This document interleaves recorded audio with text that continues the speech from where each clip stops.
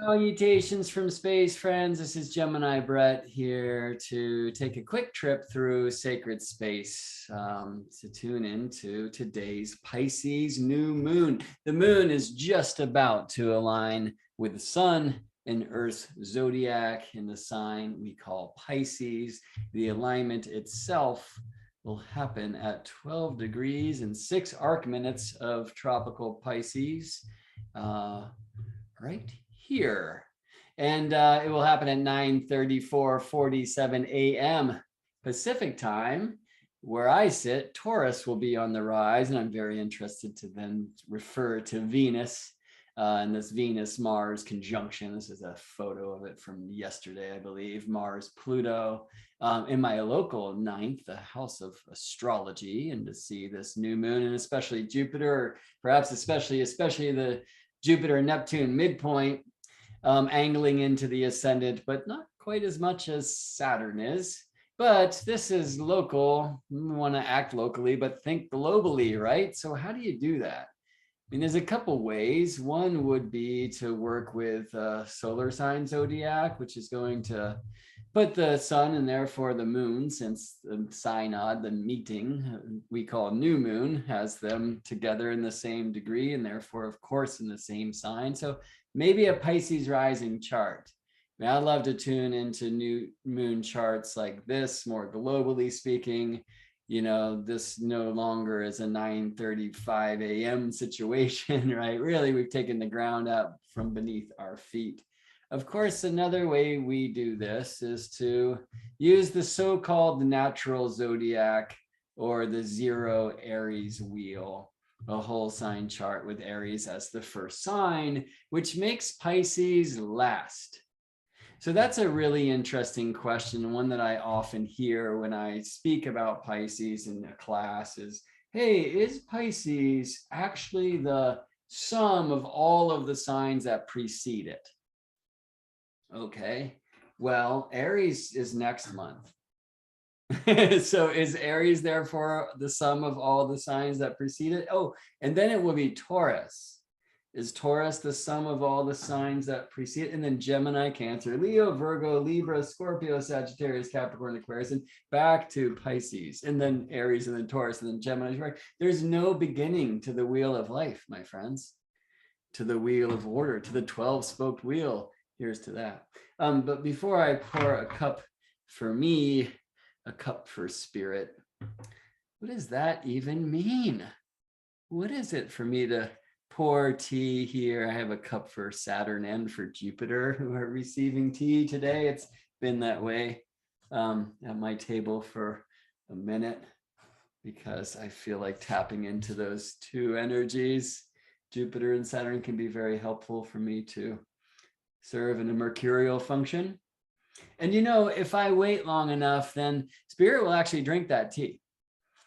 But you might just call it evaporation. I don't know. Usually spirit drinks a bit and then the rest goes to this plant here, right? Which is thriving, probably because it drinks almost as much tea as me.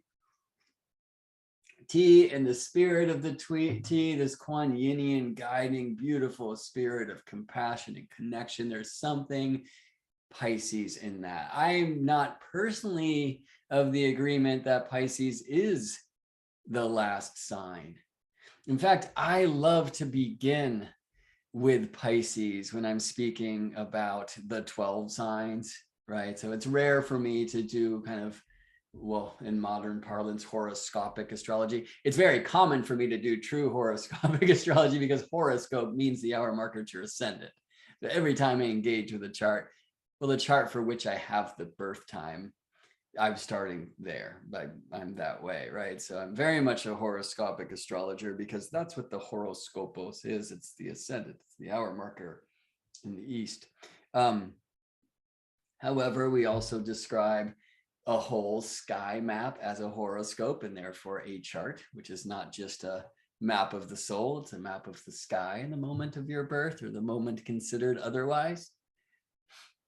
But horoscope these days tends to mean newspaper column and typically sun sign column, right? It wasn't long ago where you would read the column for your rising sign, and many who are astrologically educated do today. And why horoscope columns work when they're written well or received or transmitted well is a beautiful contemplation with many, well, I don't like to say answers, but better questions to the questions we might bring to that domain. And as we know, typically when people do horoscopes, they start with Aries, the so-called first sign, and therefore you end with Pisces. But Pisces always gets no time. You've noticed this, I'm sure. You know, it's interesting. It's usually Capricorn, a sign we associate with time, at least clock time, where horoscope astrologers in a live transmission will go, oh no, like, look at the time. I still have to do Capricorn, Aquarius, and Pisces. And then you get into this like fast forward mode, which Capricorn really doesn't dig. Aquarius more so. Pisces maybe the most, maybe because it's forced to. There's some interesting truths about Pisces and quickness. It's easier to feel that in the Aries archetype, but in the Northern Hemisphere, Aries and Pisces alike and equally alike are the two signs that rise fastest, most quickly. So actually at this time of the year and coming into the March equinox, for the Northern Hemisphere observers, it's the fastest sunrise of the year because Aries and Pisces rise like this. And it's the slowest sunset of the year because Aries and Pisces set like this. And that's getting a little bit more astronomical than we need to get today, especially since for us to really swim in the seas called Pisces, we should take the ground out from beneath our feet or dive into that pool that the lower ground holds, the great bowl of the tea. So anyway, in my resistance, I decided that if I'm ever going to speak about the 12 signs and how this, Mars-Pluto conjunction will affect the 12 signs. For Aries, it's about your work. Why? Because Capricorn is the 10th of Aries, right? For Taurus, it's about your travel. I would rather say your spiritual or your study. Why? Because Capricorn is the 9th of Taurus. For Gemini, it's something about rebirthing, because we don't want to say death, because Capricorn is the 8th in the Gemini design. It's relationship for Cancer, friends, because why? Capricorn is the 7th sign of Cancer, right? And so that's how that kind of horoscopic astrology works. Really, what are we doing? We're looking from the different horoscopes. We're looking from the 12 different rising signs. If you're doing sun sign astrology, you're assuming that the sunrise chart or the sun in the first chart is a thing. And it is. You can do Chandra Lagna, what? Houses from the moon, Chandra, or Surya Lagna, houses from the sun. And I'm using here Jyotish, or you might say Vedic terms. Why? Because there's an age-old tradition therein of houses from the sun, especially houses from the moon. Hellenistically, how about houses from the part of fortune, which itself is derived by sun, moon, and rising sign, the so-called Holy Trinity. Okay, well, there's too much ground beneath these feet right now. Let's ditch our feet and show the fins therein and dive into the seas. So sometimes in my heretical nature, I am called to start with Pisces just to defy this idea that the wheel begins with Aries. The issue there is when you begin with Pisces, you tend to just swim in the seas. You're like in every direction at once. There might be an up and down, but there's not necessarily a left or right. Yeah, there's some pretty coral over there, and hey, watch out for that guy with the big teeth, and that looks like a fun thing to eat, and my school. It's much more mutable and willing to swim in any direction. And sometimes you don't have to swim at all. You just float there and let the current take you, And that's a beautiful truth of the Pisces reality. My friend Pepper Proud lyricized it, wrote it so beautifully. Rain doesn't doubt it will end up in the sea. Doesn't seem to worry about its destiny. I love that so much. And all the water is one. Water is life. The rain will make its way to the sea. The sea will make its way to the clouds, and the rain connects the waters of heaven and earth. Evaporation is rain upward, isn't it? And really the seawater, the lake water, the reservoir, the ocean, all the things, you know, the rivers, the streams, it is all one water. So we see in this beautiful element, water undivided. And you can feel me swimming around, I won't say aimlessly, but following the flow to wherever it goes. And that's not how you want to start your horoscope thing if you want to cover the 12 signs, right? Get out the gate quick, bring in Aries, right? Get on your RAM and charge, y'all. And it's a good idea, because if you need to cover 12 signs in some amount of time, and I've got an alarm set for 33 minutes for I have a consultation to get to, then you probably don't want to start with Pisces or with Gemini. Virgo tends to be a little more discreet, right? But might take that time to cross the T's and dot the I's, right? So Aries is like a really nice starting point from that perspective. And, you know, there is also a very beautiful astronomical truth for why this natural zodiac might actually be natural, and why it was employed by traditional astrologers, even though typically when we're studying ancient astrology, we're interested in the thema mundi, which has the sign of Cancer, and specifically 15 degrees Cancer over here at the ascendant of the world in the world soul chart. This is why Zero Aries, for those of you who are very nodally inclined, speaks.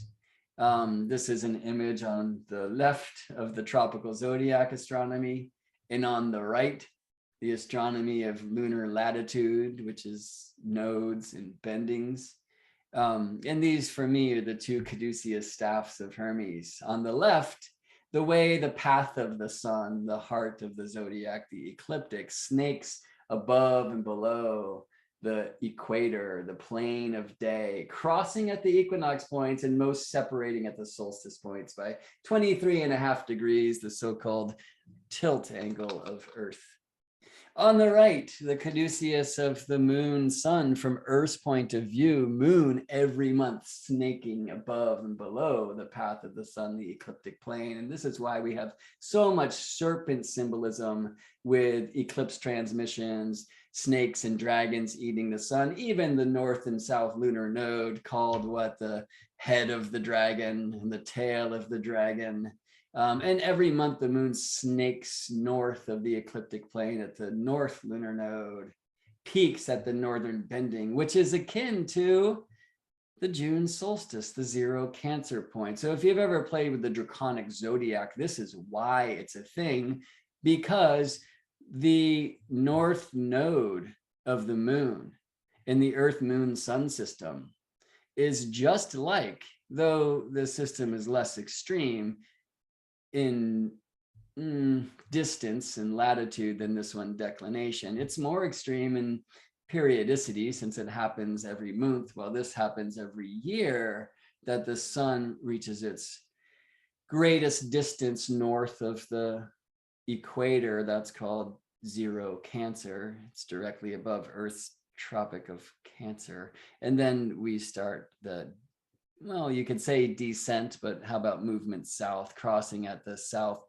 node of the Earth Sun system, which is called Libra equinox, the southern bending, zero Capricorn, and the north node of the Earth Sun system, or Earth Zodiac system, that's called zero Aries. So this is one of the principal reasons why we could consider Aries as the quote unquote first sign. I prefer to say, because it's much more accurate, Earth's first sign. Another piece I'll share is this is the North Pole, which leans in every moment forever towards zero Cancer. So Cancer is north, Capricorn south, and you know what? Aries is east in between. Zero Aries is the world's horoscope or the world's ascendant. And that's why this zero Aries chart image has astronomical basis. However, we don't live at the center of the earth. We live on the surface of the earth, and you have your own ascendant. So if you, like I, have Gemini on the rise, then Pisces is your 10th sign, not your 12th, and be there.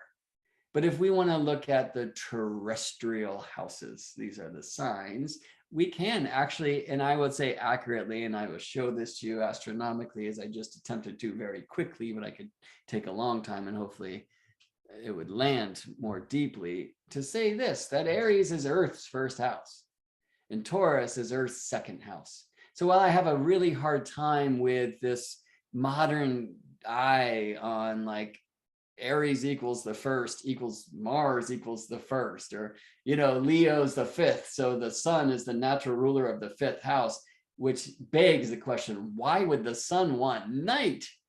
And there's clear evidence of how far our craft has fallen from the world tree and the poetic breath of nature and become just completely this thing of symbols and language and syntax instead of sentience and sensuality and experience, which is what I'm devoted to, right? I want to be really careful with this idea that Aries is the first and therefore Capricorn is about work. It isn't an Aries rising chart, but I was born with Gemini in the rise. Isn't Pisces my 10th? Yes. So it's my job to transmit in this strange mystical way. Then again, my midheaven's in Aquarius. Anyway, this isn't about me. This is about all of us. Or perhaps it is because I am you and you or he is she, and something about a walrus he's saying. We are all one. There are many levels of the water. Oh, more tea. I mean, there's a deep thing that I could never even see into. That's actually really true with this puer right now. I poured it a little bit thick, friends. Maybe you're hearing that. I can't even see through that opaque thing. I'd have to submarine, put on the, you know, scuba suit. And there are places in the ocean that the human body, suit or no, is not equipped to go. Even the robots we send to the depths might get crushed by the pressures we're in. You have to drink it to experience those Scorpio depths, you know? Cancer for me, more tea. Cancer is, as far as I can see, this place that I can see where the light strikes, a new life is born. Not too quickly, I hope. Take care of that. You know, and if you look at a place where the crabs live, which is where the water does this and walks sideways like a crab. The tidal places, the shores, right? So much life is happening there. And perhaps even once we were fish, as the books today say, perhaps that's the place where we came when suddenly we grew sneakers and walked out as frogs or whatever it was. Here's to that. But what is the true missing link of the Pisces seas? It is the abandonment of forgetting that we are all things. So is Pisces the sum of everything which has preceded it? Perhaps, because I think on a global level, yes, Pisces is Earth's 12th sign, and we are Earth too. Our bones are her stones, and therefore Pisces is the end of the beginning of the end of the beginning of the end of the beginning of the end of the beginning again, because a circle, my friends, does not have a beginning unless it's that center called source from which everything emerged. And it's riddles like this and this strange attempt, at least, of poetry and song that really helps us ride through the fog of the mysticism. Pisces, from a northern hemisphere point of view, is the coming of the light. I'm looking outside my window and California is ahead of the global curve, but I'm seeing full lavender and sage, apple flowers on the tree.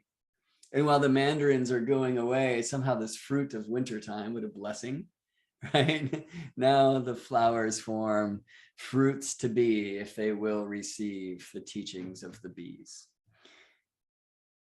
Here comes the light.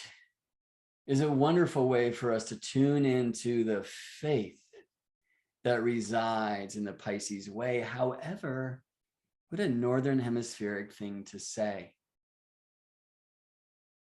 There's something true in the astronomy as well, which is this, the apex of the sun's way, that Earth is moving north through space.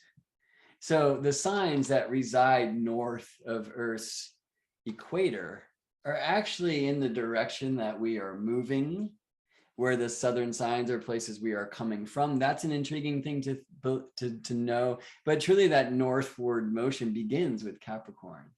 And Pisces brings us here to the equator and the resurrection. The sun on the cross is the sun crossing the equator each year. And it does so moving from south to north at March equinox, right? Aries equinox. I prefer not to say vernal equinox or spring equinox because I want to act locally, but, you know, think or perhaps behave globally. Doesn't Pisces, I mean, does the Atlantic become a different ocean at the southern side of the equator? Does the Pacific, you know, or is there actually just one sea? Why do we name them Atlantic, Pacific, Indian, what have you? Isn't it actually just water? Isn't the rain a bit in that mix? So for me, this is the truth of Pisces, this energy of boundarylessness. Pisces is lost in the name. So there's a lot of energy at this time in this Capricorn, Aquarius, Pisces space. Everything besides, in this case, at least on this chart, this point, which is true black moon. Let's bring some asteroids into view, and we'll find that except for Ceres here, who's kind of broken out on the Gemini side, all of these beings currently exist between the lunar node, the so-called Kala Sarpa Yoga, or draconic bull.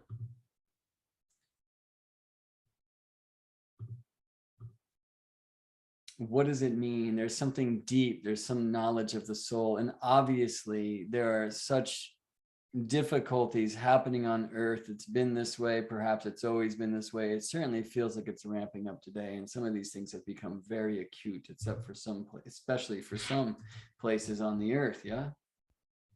And a lot of our attention is there.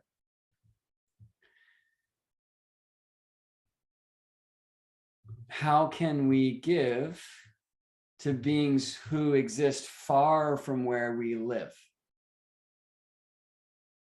And so, I mean, there are now Aquarian age devices of GoFundMe or contribute to a charity, or, you know,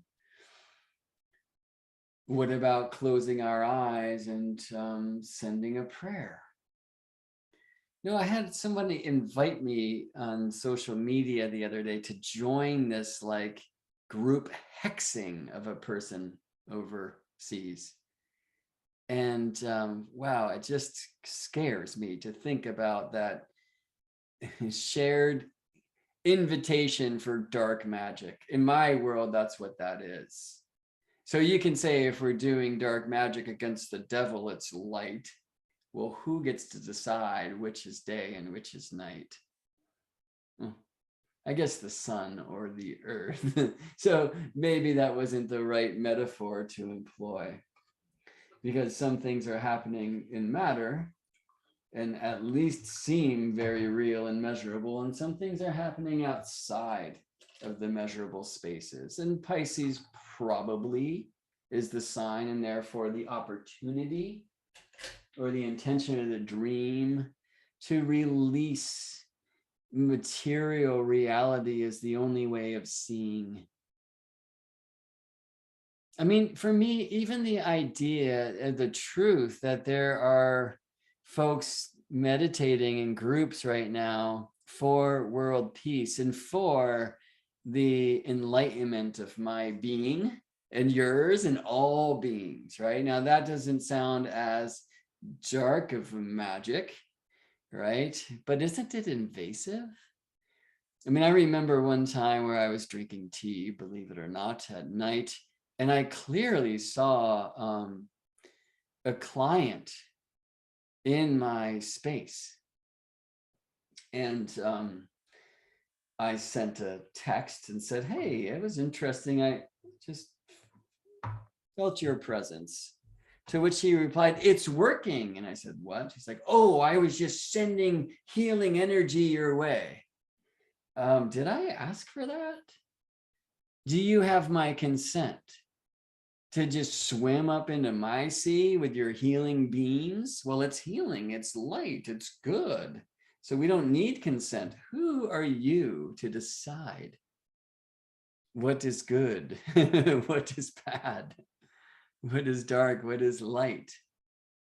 And so my not request, but demand was, if you ever want to send light my way, you ask me first. And sometimes even in this play of boundarylessness, if we honor that that is a thing, our best way to engage is with strong boundaries. Can you see it in this chart? Pisces, boundarylessness, and how about a Pisces new moon conjoined Jupiter?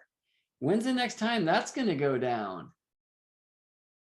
Well, let's push our magic button 12 times and get to the last Pisces new moon. Oh, Jupiter was in Aquarius then. How about the next one?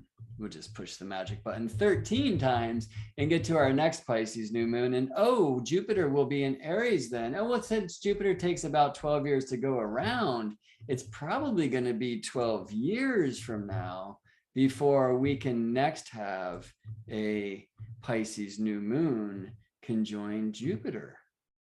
Yep, there it is. Oh, wait. 14 degrees away, kind of helps us see that this thing that is happening in real time is rather special. A Pisces new moon, 2 degrees from Jupiter, the traditional ruler of the sign. I believe this is the sign that would least prefer to hear that kind of word, because Pisces, I mean, even more, I feel, than Libra or Aquarius, is about true equality, because it's not equality of the mind and justice Libra or humanitarian Aquarius. It is equality of the heart. We literally are all one. The water glyph is undivided. We share one heart. We're just each tapping into it in our own way, usually expressed actually through the water in the air, which is mind. Amazingly, these days, astrologers look to Neptune to hear the Pisces songs. So maybe it was, and I think we'll find this to be true, last year's Pisces moon to be new that was conjoined Jupiter. And Venus was on the scene then. And as we know, this year we will have, and it's coming very soon to a theater called You, a Jupiter-Neptune conjunction. And how amazing that Venus will be on scene. So this Venus-Jupiter conjunction, for example, speak the name of the faster moving planet first, please, will be right there with Neptune. April 30th on the day of the Taurus new moon, but why get ahead of ourselves?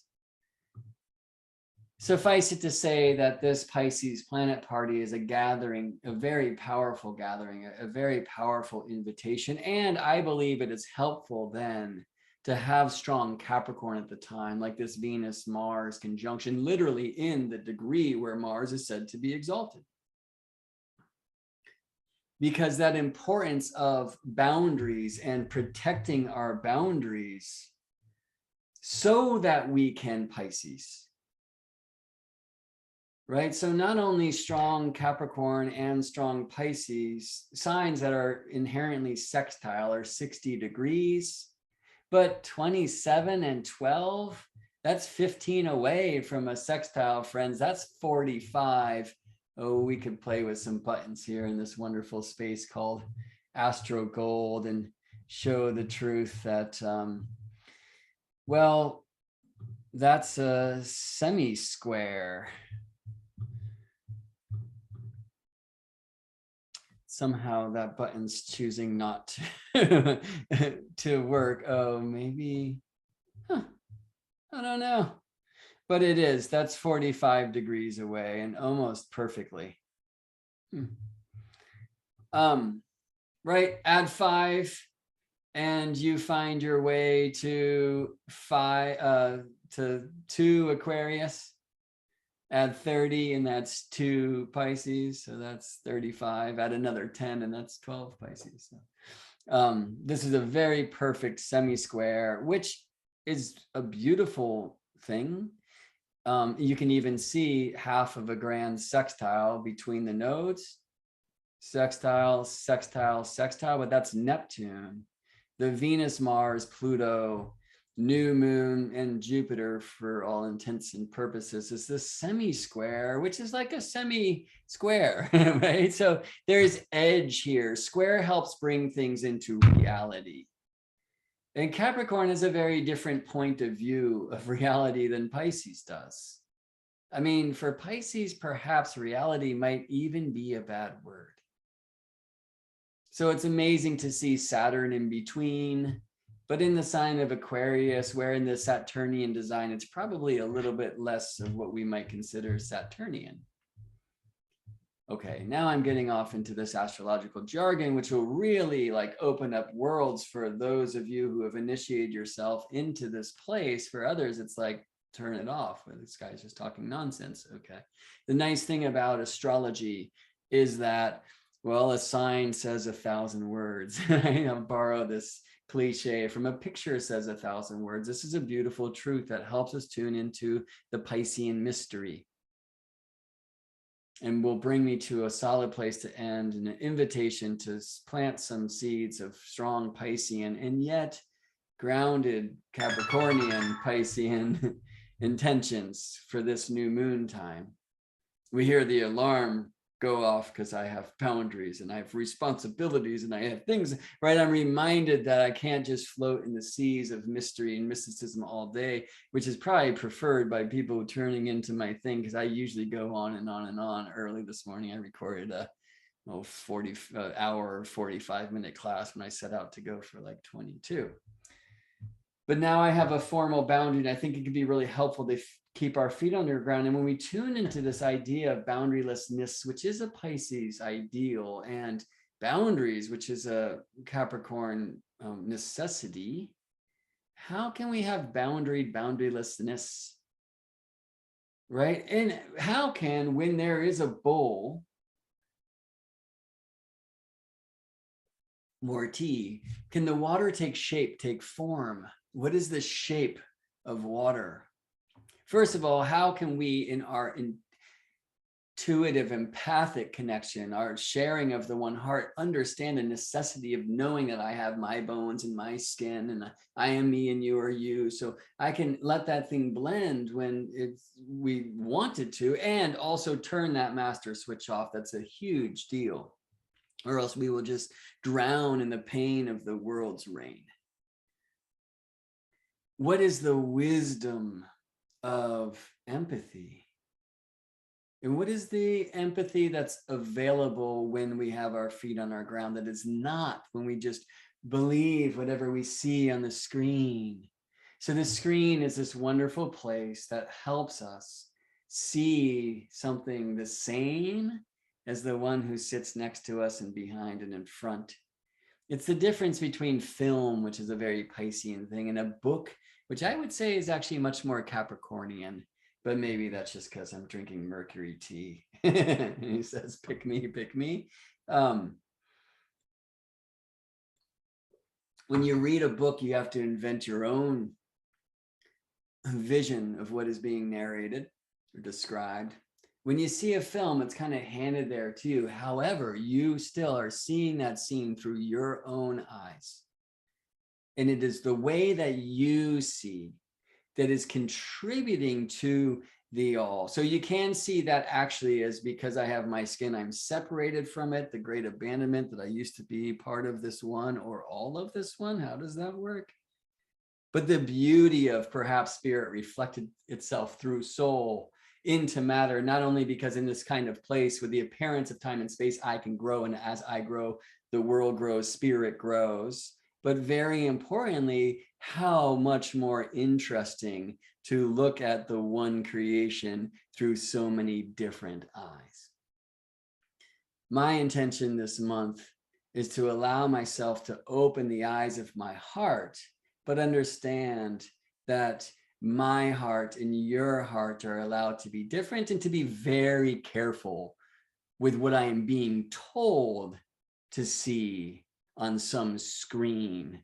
Perhaps it'd be better to read and create my own experience of the story.